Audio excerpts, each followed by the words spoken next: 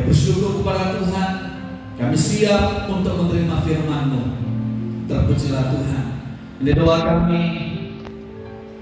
Kami bersyukur dan kami peralaskan doa ini hanya di dalam nama Tuhan Yesus Kristus. Mari setiap kita yang percaya diberkati Tuhan bersama-sama katakan amin. Puji nama Tuhan. Shalom dan sejahtera Tuhan menyertai kita semua. Saudara yang ada di rumah saudara, kiranya damai sejahtera Tuhan, sukacita Tuhan dinyatakan atas kehidupan saudara. Dan doa kami kiranya saudara tetap sehat, saudara tetap berada dalam perlindungan Tuhan dan pemeliharaan Tuhan. Saudara, mari kita mau terus berharap kepada Tuhan. Kita mau tetap teguh berpegang kepada janji Tuhan, tetap teguh berpegang kepada firman Tuhan. Sebab kita percaya bahwa firman Tuhan itu ya dan amin. Saudara, firman Tuhan adalah sumber kekuatan kita, saudara. Puji nama Tuhan. Mari saat ini saya ingin mengajak kita bersama untuk kita lihat, buka hati saudara untuk firman Tuhan pagi hari ini. Saudara, pagi hari ini saya ingin berbicara tentang iman. Iman sebesar biji sesawi. Nah, ini judul khotbah pagi hari ini, saudara. Nah, apa yang dimaksud dengan iman sebesar biji sesawi? Saudara, kita akan membahasnya dalam khotbah pada pagi hari ini. Itu sebabnya pastikan saudara mengikuti khotbah ini sampai selesai. Saudara, kalau kita bicara tentang iman, saudara, iman itu merupakan sesuatu yang penting dalam kehidupan kita. Saudara, iman itu sesuatu yang mutlak bagi kehidupan kita. Itu sebabnya saudara, Rasul Paulus berkata bahwa kita harus hidup oleh iman. Kita bisa lihat dalam Roma pasal 1. Roma pasal 1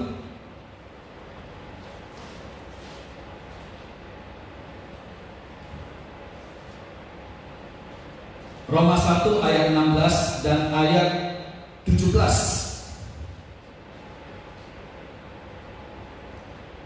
Demikian firman Tuhan.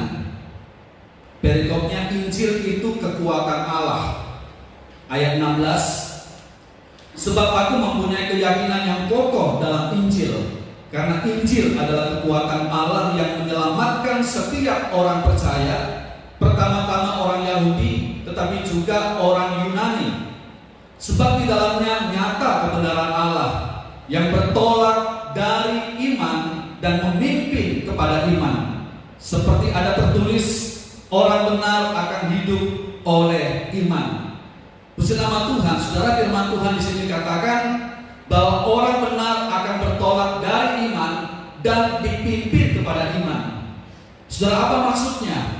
Maksudnya adalah bahwa kita harus bertumbuh dari satu iman kepada iman yang lain. Saudara, inilah caranya kalau kita mau bertumbuh. Bagaimanakah caranya saudara orang benar itu bertumbuh? Saudara, orang benar itu bertumbuh kalau dia hidup oleh iman. Nah, saudara, kita perlu tahu bahwa iman itu memiliki tingkatan-tingkatan, saudara. Tidak semua orang Kristen memiliki tingkatan iman yang sama. Saudara, iman yang dimiliki oleh Pak Yohanes tidak sama dengan iman yang dimiliki oleh Pak Yonatan. Level iman yang dimiliki oleh Pak Yohanes belum tentu sama dengan level iman yang dimiliki oleh Pak Yonatan. Karena setiap orang, saudara, memiliki kualitas, memiliki level, memiliki tingkatan iman yang berbeda. Begitu juga, saudara, kualitas atau level iman yang dimiliki oleh Ibu Nevi, contohnya, tidak sama dengan level iman yang dimiliki oleh Ibu Maria. Bisa saja level iman yang dimiliki oleh Ibu Nevi lebih besar, lebih kuat dibandingkan dengan level iman yang dimiliki oleh Ibu Maria, atau sebaliknya. Bisa saja level iman yang dimiliki oleh Ibu Maria lebih kuat, lebih besar dibandingkan dari level iman yang dimiliki oleh Ibu Nevi. Nah, tetapi intinya, saudara, yang saya ingin sampaikan bahwa kita tidak boleh terus berada pada level iman yang sama. Kita tidak boleh terus berada pada tingkatan iman yang sama. Tapi iman kita, saudara, harus mengalami pertumbuhan. Iman kita harus mengalami peningkatan. Saudara, tidak cukup kita hanya beriman kepada Kristus. Tetapi saudara, kita harus bertumbuh di dalam pengenalan akan Kristus. Saudara, ada banyak orang yang percaya kepada Kristus, tetapi tidak semua orang Kristen itu bertumbuh di dalam pengenalan akan Kristus. Karena itu saudara, sekali lagi, tidak cukup kita hanya percaya, tidak cukup kita hanya beriman kepada Kristus, tetapi kita harus bertumbuh di dalam pengenalan akan Kristus. Saudara, kalau kita perhatikan, kita membaca saudara di dalam kitab Ibrani, maka saudara akan mendapati di situ catatan dari para pahlawan iman. Saudara, siapakah para pahlawan iman? Saudara, tidak semua orang dapat disebut pahlawan iman. Saudara, siapakah mereka yang disebut pahlawan-pahlawan iman itu? Saudara, mereka bukan orang-orang yang memiliki iman yang biasa, tetapi para pahlawan iman itu saudara, yaitu orang-orang yang memiliki tingkatan iman yang berbeda. Mereka adalah orang-orang yang bertumbuh dari satu iman kepada iman yang lain. Itu sebabnya saudara, sekali lagi saya mau katakan bahwa iman kita harus bertumbuh. Kita harus bertumbuh dari satu iman kepada iman yang lain. Saudara, pastikan saudara, di dalam kehidupan kita sebagai orang Kristen, iman kita makin hari, iman kita makin kuat, iman kita makin hari makin mengalami peningkatan. Saudara, kita tidak terus berada pada level atau pada tingkat iman yang sama. Apalagi saudara, di tengah-tengah kesukaran, di tengah-tengah kesulitan yang sedang terjadi hari-hari ini. Saudara, saya mau katakan bahwa kesulitan atau kesukaran yang terjadi, yang sedang kita hadapi hari-hari ini, saudara, ini merupakan tanah yang baik untuk benih iman kita itu dapat bertumbuh menjadi kuat dan bertumbuh menghasilkan buah.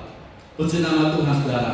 Katakan kepada kiri kanan saudara, katakan kepada keluarga saudara, bertumbuhlah di dalam iman. Ya, puji Tuhan. Kalau kita kembali saudara di dalam Roma pasal 1 tadi, jelas dikatakan bahwa sebagai orang benar kita harus hidup oleh iman. Saudara, kita disebut orang benar bukan karena jasa kita, bukan karena perbuatan, bukan karena kebaikan yang kita lakukan, tetapi kita disebut sebagai orang benar saudara karena iman kita kepada Kristus. Karena pengorbanan Kristus di atas kayu salib, itulah yang membenarkan hidup kita, dan kita disebut sebagai orang benar. Dan firman Tuhan katakan di dalam Roma pasal 1 ayat 17 tadi, bahwa orang benar akan hidup oleh iman. Katakan bersama-sama, orang benar hidup oleh iman. Orang benar hidup oleh iman. Nah, pertanyaannya saudara, iman yang seperti apakah yang harus kita hidupi sebagai orang benar? Kita harus memiliki iman yang seperti apa? Nah, kita akan lihat saudara di dalam Matius pasal 17.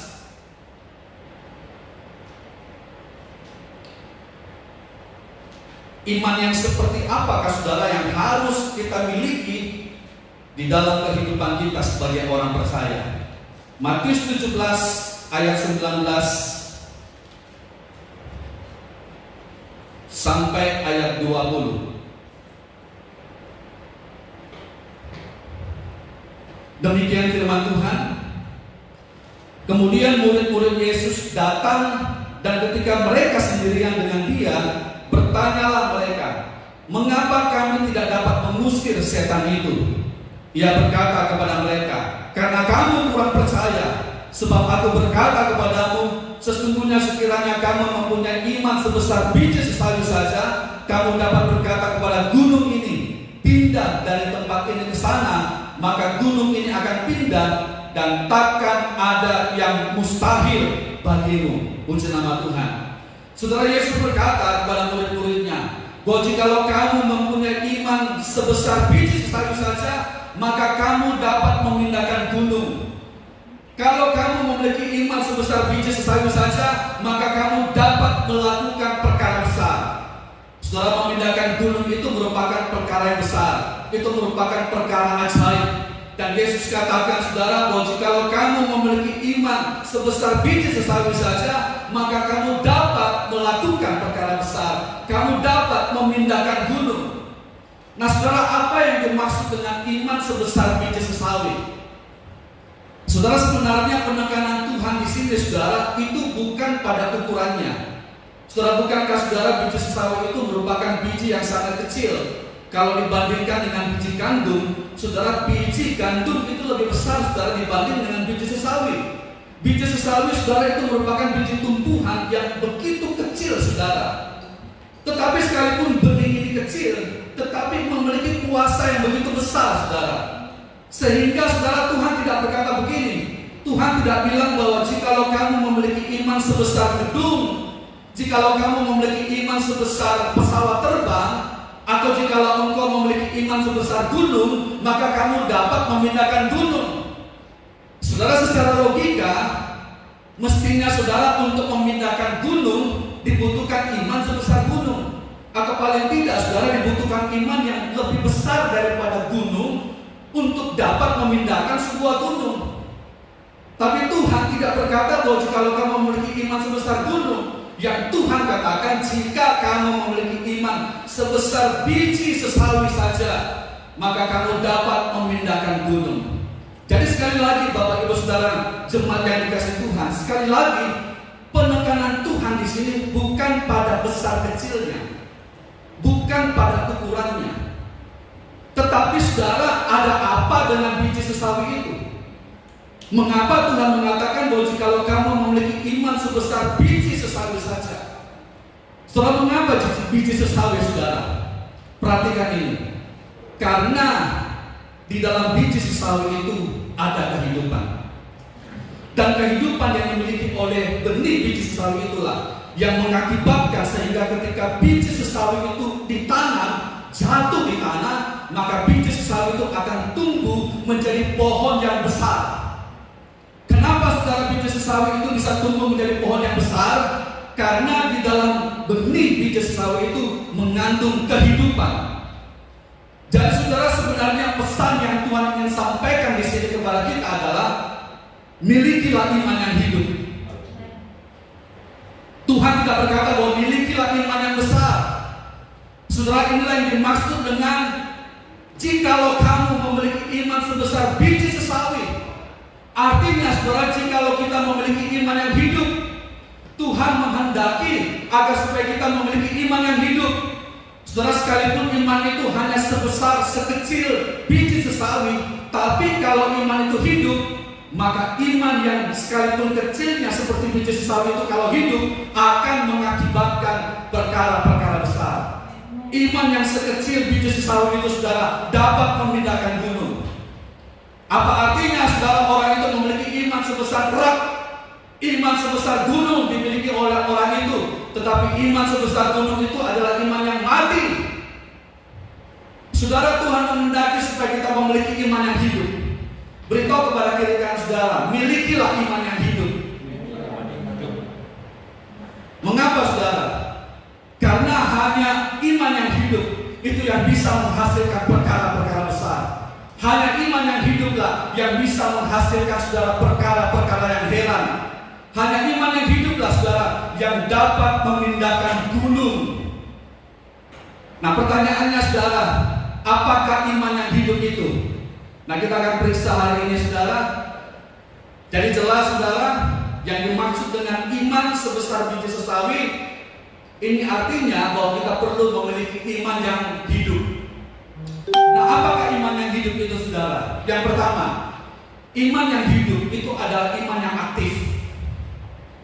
Dan iman yang aktif itu adalah iman yang disertai dengan perbuatan iman.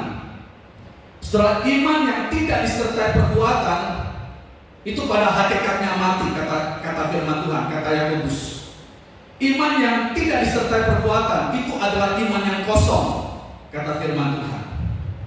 Kita harus memiliki iman yang hidup. Kita harus memiliki iman yang aktif. Dan iman yang aktif itu adalah iman yang ditandai dengan perbuatan iman. Kita bisa lihat dalam Yakobus pasal 2. Yakobus 2 ayat 17 sampai ayat 20.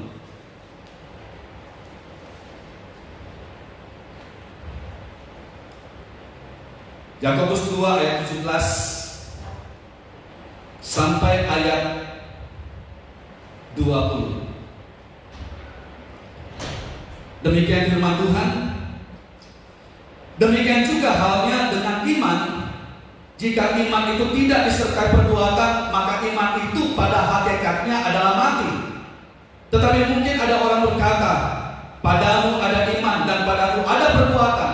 Aku akan menjawab dia, tunjukkanlah kepadaku imanmu itu tanpa perbuatan, dan aku akan menunjukkan kepadamu imanku dari perbuatan-perbuatanku. Engkau percaya bahwa hanya ada satu Allah saja, itu baik. Tetapi setan-setan pun juga percaya akan hal itu, dan mereka gemetar. Hai manusia yang bebal, maukah engkau mengakui sekarang bahwa iman tanpa perbuatan adalah iman yang kosong? Dan saudara, iman yang hidup itu harus kita miliki. Dan iman yang hidup itu adalah iman yang aktif. Iman yang hidup itu, saudara, adalah iman yang disertai dengan perbuatan. Karena tanpa perbuatan, maka iman itu akan menjadi iman yang kosong, akan menjadi iman yang mati. Nah, pertanyaannya sekarang, saudara, sebagai orang Kristen, iman yang seperti apakah yang kita miliki dalam kehidupan kekristenan kita? Saudara, iman yang seperti apakah yang saudara miliki? Apakah kita memiliki iman yang hidup, atau kita memiliki iman yang mati? Apakah kita memiliki iman yang aktif, ataukah saudara kita memiliki iman yang pasif? Sebab ada dua iman yang aktif dan iman yang pasif, iman yang hidup dan iman yang mati. Saudara, iman yang seperti apakah yang kita miliki dalam hidup kita? Saudara, mungkin saudara kita berkata bahwa kita memiliki iman yang hidup. Saudara, kalau kita berkata bahwa kita memiliki iman yang hidup, apa tandanya, saudara? Apa buktinya bahwa iman yang kita miliki itu adalah iman yang hidup? Saudara, bukti saudara bahwa kita memiliki iman yang hidup, yaitu kalau hidup kita berubah. Bukti bahwa kita memiliki iman yang hidup, saudara, yaitu kalau karakter kita berubah. Saudara, adanya perubahan yang terjadi dalam kehidupan kita, entah itu perubahan karakter, entah itu perubahan perilaku, entah itu perubahan pola pikir. Saudara, adanya perubahan yang terjadi dalam hidup saudara dan saya, maka itu menunjukkan, itulah tanda bahwa iman kita hidup. Saudara, jangan sampai setelah sekian lama kita jadi orang Kristen, setelah sekian lama saudara kita beribadah kepada Tuhan, kita sudah banyak mendengar firman Tuhan, tetapi hidup kita tidak berubah, pola pikir kita tidak berubah, cara hidup kita tetap sama, karakter kita tetap sama. Saudara, kalau kita tidak mengalami perubahan dalam hidup ini, kalau karakter kita masih karakter yang lama, kalau kita masih melakukan perbuatan-perbuatan yang lama, kita masih dikuasai dengan manusia lama kita, maka itu tanda bahwa iman kita mati. Karena sekali lagi saudara, iman yang hidup itu adalah iman yang menghasilkan perubahan. Saudara, kalau kita berkata bahwa kita memiliki iman yang hidup, maka sebagai pengikut Kristus, maka sudah pasti saudara kita akan meneladani cara hidup Kristus. Bukankah saudara firman Tuhan mengatakan seperti itu? Bahwa kalau kita berkata bahwa kita ada di dalam Dia. Kapan kita berada di dalam Dia? Kalau kita memiliki iman. Imanlah yang membuat sehingga kita bisa tinggal di dalam Allah, dan Allah berdiam di dalam kita. Nah, firman Tuhan berkata, kalau kita berkata bahwa kita ada di dalam Dia, maka kita wajib hidup sama seperti Kristus telah hidup. Kita bisa lihat saudara dalam 1 Yohanes 2 ayat 6.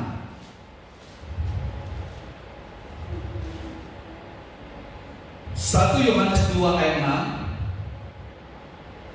Demikian firman Tuhan, barang siapa mengatakan bahwa ia ada di dalam Dia, maka ia wajib hidup sama seperti Kristus telah hidup. Puji nama Tuhan. Jadi saudara, kalau kita berkata bahwa kita ada di dalam Dia, kalau kita berkata saudara bahwa kita memiliki iman yang hidup, maka kita pasti akan memiliki cara hidup Kristus. Kita pasti saudara akan meneladani kasih Kristus. Kalau kita berkata bahwa kita memiliki iman yang hidup, maka kita pasti saudara meneladani karakternya. Kita pasti meneladani cara hidupnya. Kita pasti meneladani kerendahan hatinya, kelemah lembutannya. Kita pasti meneladani kesabarannya. Kita pasti meneladani ketekunannya. Dan kita pasti saudara meneladani kesetiaannya Tuhan.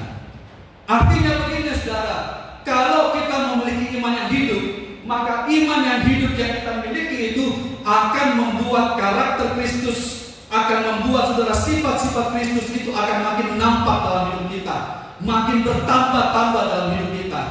Sehingga saudara di dalam menjalani kehidupan ini saudara, maka itu akan membuat hidup kita makin hari saudara makin serupa seperti Kristus. Sekali lagi saudara, iman yang hidup yang kita miliki dalam hidup kita saudara, itulah yang akan membuat karakter Kristus, sifat-sifat Kristus makin bertambah-tambah dalam hidup kita, sehingga membuat kita dapat menjalani saudara hari-hari ini, hidup kita makin serupa sama seperti Kristus. Hidup kita akan memancarkan terang Kristus. Dalam menjalani kehidupan hari-hari ini saudara, hidup kita makin memancarkan kemuliaan Tuhan. Kenapa? Karena kita hidup dan kita berjalan dengan iman yang hidup. Dan iman yang hidup saudara itu pasti mengubah hidup kita. Kita yang tadinya hidup dan dikuasai oleh kegelapan, oleh perbuatan-perbuatan gelap, tetapi iman kita kepada Kristus, iman yang hidup itu akan membuat kita hidup di dalam terangnya yang ajaib. Sehingga saudara, orang yang memiliki iman yang hidup itu makin hari hidupnya makin terang saudara. Hidupnya makin hari makin memancarkan keharuman Kristus.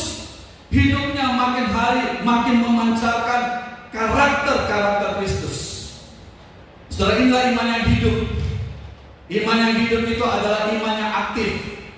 Iman yang aktif itu adalah iman yang ditandai dengan perubahan hidup, dengan perbuatan iman. Inilah iman sebesar biji sesawi saudara. Miliki iman sebesar biji sesawi, miliki iman yang hidup itu. Karena itulah iman yang akan mengubahkan hidup saudara dan mengubahkan orang-orang yang ada di sekitar saudara. Kemudian, apakah iman yang hidup itu? Saudara, iman yang hidup yang kedua, yaitu iman yang menantang kemustahilan. Itulah iman yang hidup. Itulah iman yang sebesar biji sesawi. Iman sebesar biji sesawi saudara adalah iman yang menantang kemustahilan. Saudara, bukankah Yesus berkata seperti ini, bahwa jikalau kamu memiliki iman yang sebesar biji sesawi saja, maka kamu dapat berkata kepada gunung, pindahlah, maka gunung itu akan pindah. Saudara, saya mau tanya, memindahkan gunung itu perkara mudah atau perkara sulit? Perkara sulit saudara. Memindahkan gunung itu perkara besar atau perkara kecil? Perkara besar. Bahkan saudara, yang namanya memindahkan gunung itu bukan hanya perkara sulit, itu bukan hanya perkara besar, tetapi memindahkan sebuah gunung itu adalah perkara yang mustahil. Adalah mustahil saudara untuk sebuah gunung itu dapat dipindahkan. Tetapi inilah yang Yesus katakan, bahwa jikalau kamu memiliki iman sebesar biji sesawi, jikalau kamu memiliki iman yang hidup, maka kamu dapat memindahkan gunung. Artinya apa? Artinya bahwa iman yang hidup itu adalah iman yang menantang kemustahilan. Dan inilah yang pernah terjadi saudara di negara Mesir. Ya, kalau saudara pergi ke Mesir, maka salah satu tempat yang wajib untuk saudara kunjungi, saudara pasti akan dibawa ke tempat yang namanya Bukit Mukatam. Nah saudara, di Bukit Mukatam itu ada sebuah gereja yang sangat terkenal. Dan ini menjadi suatu gereja yang begitu luar biasa saudara. Kenapa? Karena gereja ini, keberadaan gereja ini, itu merupakan hasil dari perbuatan iman yang luar biasa. Saudara, gereja yang berada di Bukit Mukatam itu saudara dikenal dengan 3 nama. Disebut dengan gereja sampah, ya, disebut gereja sampah itu karena orang Indonesia yang memberikan nama tersebut kepada gereja itu. Saudara, gereja yang ada di Bukit Mukatam itu juga saudara dikenal dengan gereja mujizat, karena memang keberadaannya itu karena mujizat saudara. Dan yang ketiga, gereja itu juga dikenal dengan nama gereja Santo Tenor Church. Nah saudara, gereja ini merupakan gereja yang luar biasa. Kenapa? Karena dihasilkan dari iman yang luar biasa. Saudara, pada waktu itu, pada satu waktu saudara, di mana orang-orang Kristen yang hidup pada zaman itu diuji imannya saudara oleh Raja Mesir.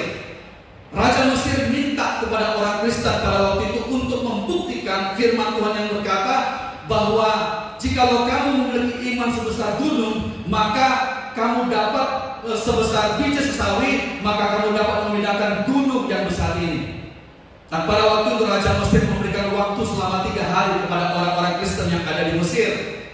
Kalau andai kata selama 3 hari itu, dalam waktu 3 hari gunung Mukarram itu tidak bergeser, tidak pindah, maka orang-orang Kristen akan dipersulit hidupnya pada saat itu. Pajak mereka akan dinaikkan dan kemudian mereka dilarang, tidak diperbolehkan untuk beribadah, bahkan terancam untuk dibunuh, saudara. Tetapi setelah apa yang terjadi? Selama 3 hari itu, saudara, orang-orang Kristen yang ada di Mesir pada waktu itu kemudian berdoa, mereka berpuasa kepada Tuhan, mereka berseru kepada Tuhan. Sehingga saudara, pada waktu hari pertama belum terjadi apa-apa. Pada waktu hari kedua belum terjadi apa-apa. Gunung itu belum berpindah, saudara. Jangankan berpindah, gunung Mukarram itu bergeser saja 1 senti pun tidak bergeser. Tapi pada waktu hari ketiga, saudara, menjelang masuk hari keempat, mujizat Tuhan dinyatakan, saudara. Pada hari ketiga itu, saudara, terjadilah gempa bumi yang dahsyat di Mesir pada waktu itu, yang mengakibatkan sehingga gunung Mukarram itu bergeser dari tempatnya sejauh 3 kilometer, saudara. Saudara, luar biasa, mujizat terjadi. Adalah hal yang mustahil, saudara, untuk memindahkan sebuah gunung. Adalah hal yang mustahil, saudara, untuk memindahkan bukit Mukarram dari tempatnya. Tetapi akhirnya, saudara, bukit Mukarram itu bergeser sejauh 3 kilometer, saudara. Dan ini dihasilkan, saudara, dari iman yang menantang kemustahilan yang dimiliki oleh orang-orang Kristen pada saat itu, saudara. Itu sebabnya, saudara, mari milikilah iman yang hidup. Amin, saudara. Miliki iman yang hidup. Katakan kepada kiri kanan saudara, katakan kepada seluruh anggota saudara, milikilah iman yang hidup.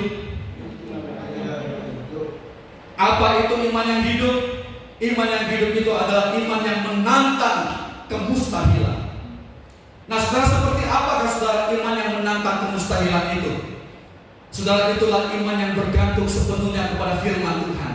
Iman yang menantang kemustahilan, saudara, adalah iman yang bergantung sepenuhnya kepada Tuhan.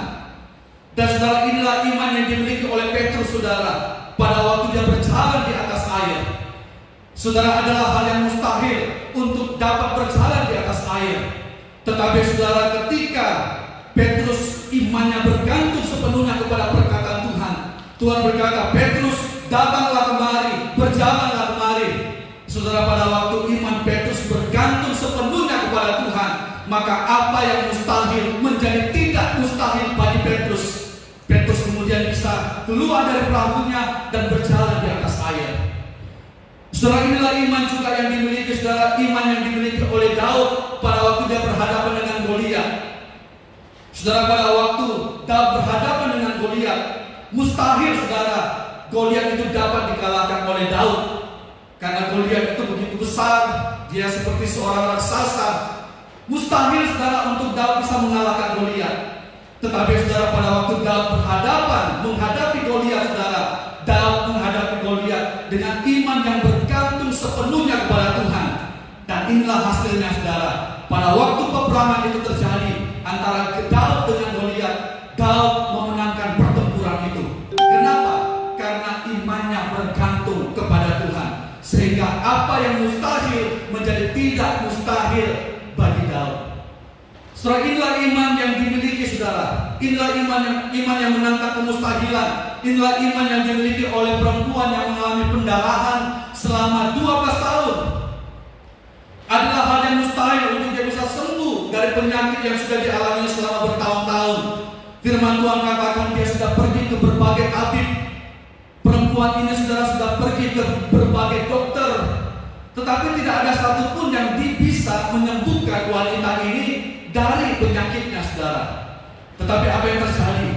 Pada waktu dia bertemu, dia mendengar tentang Yesus, dan pada waktu itulah imannya timbul. Dan ketika imannya bergantung sepenuhnya kepada Tuhan, apa yang terjadi? Apa yang tadinya mustahil, saudara, menjadi tidak mustahil.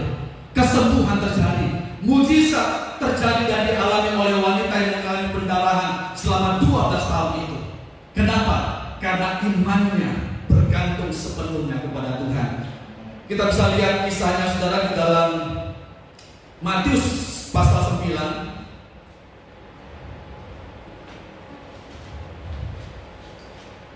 Matius 9 ayat 20 sampai ayat 22. Matius 9 ayat 20 sampai ayat 22. Pada waktu itu seorang perempuan yang sudah 12 tahun lamanya menderita pendarahan maju mendekati Yesus dari belakang dan menjamah jubahnya. Karena katanya dalam hatinya, asal ku jamah saja jubahnya, aku akan sembuh.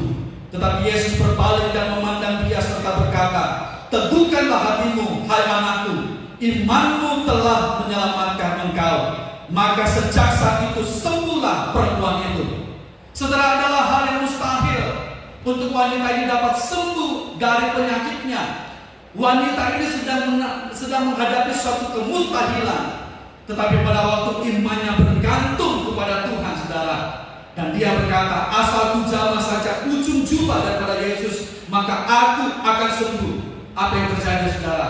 Imannya yang bergantung kepada Tuhan itu akhirnya menghasilkan mujizat, mendatangkan kesembuhan atas hidupnya, saudara, sehingga dia tidak menjadi sakit lagi, saudara. Saudara, milikilah iman yang hidup. Milikilah iman yang menantang kemustahilan. Saudara, saya tidak tahu masalah apa yang sedang saudara hadapi hari-hari ini. Saya tidak tahu persoalan apa yang sedang saudara hadapi hari-hari ini. Mungkin saudara, masalah yang sedang kau hadapi itu seolah-olah saudara besarnya seperti gunung. Mungkin persoalan masalah yang kau hadapi hari-hari ini, saudara, besarnya seperti Goliat, besarnya seperti raksasa. Mungkin masalah yang kau hadapi, saudara, itu seolah-olah tidak ada jalan keluar. Sepertinya jalan buntu, saudara, sepertinya mustahil untuk dapat diselesaikan. Tapi yang saya ingin sampaikan pagi hari ini kepada saudara, mari, apapun persoalan, apapun masalah yang kita hadapi hari-hari ini, saudara, mari kita menghadapi setiap masalah kita dengan iman yang hidup. Amin. Karena saudara, kalau kita memiliki iman yang hidup, orang yang memiliki iman yang hidup itu akan mampu melewati dan akan mampu mengatasi, saudara, setiap masalah yang dihadapinya. Saudara, orang yang memiliki iman yang hidup itu akan mampu menang atas setiap masalah yang dihadapinya, saudara. Sebab saudara, tidak ada yang sukar. Firman Tuhan katakan tadi bahwa tidak ada yang sukar dan tidak ada yang mustahil bagi orang yang percaya. Amin, saudara. Katakan bersama-sama, tidak ada yang mustahil bagi orang yang percaya. Puji Tuhan. Selanjutnya, saudara, kita lihat apakah iman yang hidup itu. Yang ketiga, saudara, iman yang hidup, saudara, adalah iman yang bertahan di dalam pencobaan. 1 Korintus 16 ayat 13. 1 Korintus 16 ayat 13. Demikian firman Tuhan, berjaga-jagalah, berdirilah dengan teguh dalam iman, bersikaplah sebagai laki-laki dan tetap kuat. Jadi iman yang hidup itu adalah iman yang bertahan dalam pencobaan. Saudara, kalau kita mau dapat tetap kuat dalam pencobaan, kalau kita mau dapat bertahan di dalam pencobaan, maka saudara, milikilah iman yang hidup. Karena saudara, seperti yang firman Tuhan katakan begini, saudara, dikatakan berdirilah dengan teguh di dalam iman. Jadi saudara, kalau kita memiliki iman yang hidup, maka saudara, kita akan teguh, kita dapat tetap berdiri teguh, kita akan dapat tetap kuat, dan kita mampu bertahan di dalam pencobaan yang kita hadapi dalam kehidupan kita. Saudara, iman yang hidup itu, saudara, akan memampukan kita, saudara, untuk melihat bahwa sesungguhnya kita mempunyai Tuhan yang jauh lebih besar daripada segala masalah, daripada segala persoalan yang kita hadapi. Mengapa kita harus memiliki iman yang hidup? Dan firman Tuhan katakan bahwa iman yang hidup itu adalah iman yang akan memampukan kita bertahan dalam pencobaan. Karena saudara, iman yang hidup itu akan menyadarkan kita bahwa pencobaan-pencobaan yang kita hadapi, yang kita alami, itu hanya pencobaan-pencobaan biasa. Saudara, iman yang hidup itu akan memampukan kita dapat berkata ketika kita menghadapi masalah. Kita dapat berkata kepada masalah-masalah kita bahwa hai masalah, aku punya Tuhan yang besar. Orang yang memiliki iman yang hidup akan berkata seperti itu, saudara. Sadar bahwa dia memiliki Tuhan yang besar. Iman yang hidup itu akan menyadarkan kita bahwa kita mempunyai Tuhan yang setia, yang tidak akan membiarkan kita, yang tidak akan meninggalkan kita ketika kita berada dalam pencobaan. Dan iman yang hidup itu, saudara, akan menyadarkan kita bahwa di dalam setiap pencobaan-pencobaan yang kita hadapi, Tuhan sudah menyediakan jalan keluarnya, saudara. Itu janji Tuhan. Itu sebabnya, saudara, kita tidak akan menjadi kecewa dan kita tidak akan menjadi putus asa. Kenapa? Karena kita tahu bahwa setiap pencobaan yang kita hadapi itu pasti akan berlalu, saudara. Pasti akan berakhir. Kita lihat dalam 1 Korintus 10 ayat 13. 1 Korintus 10 ayat 13.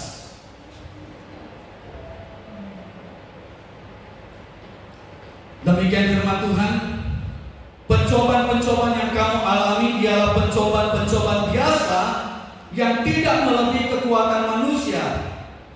Sebab Allah setia, dan karena itu Ia tidak akan membiarkan kamu dicobai melampaui kekuatanmu. Pada waktu kamu dicobai, Ia akan memberikan kepadamu jalan keluar sehingga kamu dapat menanggungnya. Saudara, milikilah iman yang hidup. Karena iman yang hidup itu akan membuat kita sadar bahwa Tuhan bersama-sama dengan kita, Tuhan menyertai kita. Dan iman yang hidup itu akan menyadarkan kita bahwa pencobaan-pencobaan yang kita alami tidak melampaui kekuatan kita. Amin, saudara. Tuhan memberikan jalan keluar bagi setiap kita yang berada dalam pencobaan. Dan apa kata firman Tuhan ketika kita bisa bertahan dalam pencobaan? Ada upah, ada berkat, ada mahkota kehidupan yang Tuhan sudah sediakan kalau kita tekun dalam pencobaan dan kalau kita bisa bertahan di dalam pencobaan, saudara. Yakobus 1 ayat 12. Yakobus 1 ayat 12.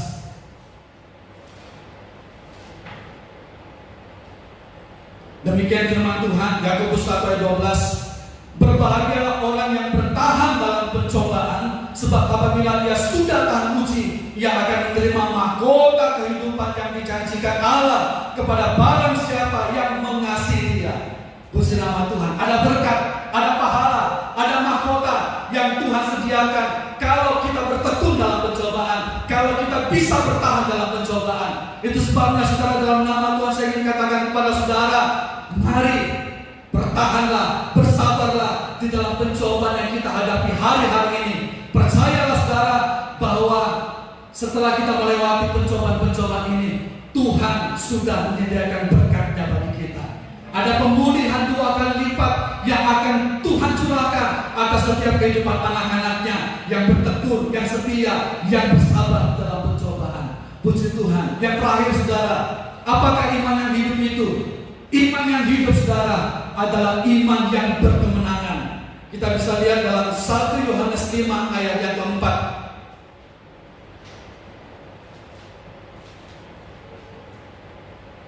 Iman yang hidup, saudara, adalah iman yang berkemenangan. 1 Yohanes 5 ayat 4.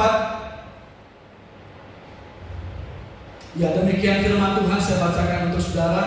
Sebab semua yang lahir dari Allah mengalahkan dunia, dan inilah kemenangan yang mengalahkan dunia, yaitu iman kita.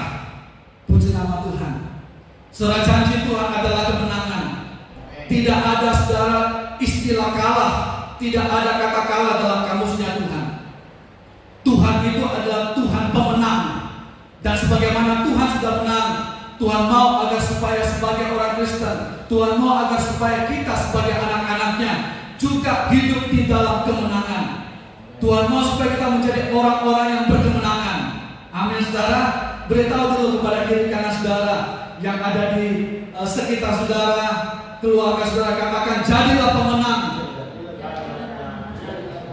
Ya, itulah kehendak Tuhan, saudara. Tuhan mau supaya kita sama seperti Dia. Dia adalah pemenang, maka kita sebagai anak-anaknya, sebagai pengikutnya, Tuhan juga menghendaki supaya kita hidup di dalam kemenangan. Tuhan mau supaya kita menjadi pemenang. Nah, apa tandanya saudara bahwa kita adalah pemenang?